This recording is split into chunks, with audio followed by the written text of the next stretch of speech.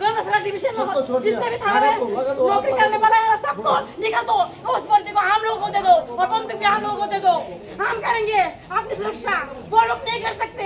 नौकरी की लायक भी नहीं है, वो नौकरी की लायक भी नहीं है पुलिस। और वो लोग हंसते हैं, हम लोग जब जाए थाने पर गए ना, वो पुलिस में एसटी लोग ना हंसते हम पर, हंस रहे थे, हंस रहे थे लोग, ये लोग हंस रहे थे, वो लोग हंस रहे थे। যাও তোমরা লাগাই দাও পুলিশে কয়ে দিছে তোমরা আগুন লাগাও ভাঙচুর করো আগুন লাগাও পুলিশে কয়ে দিছে পুলিশে কয়ে দিছে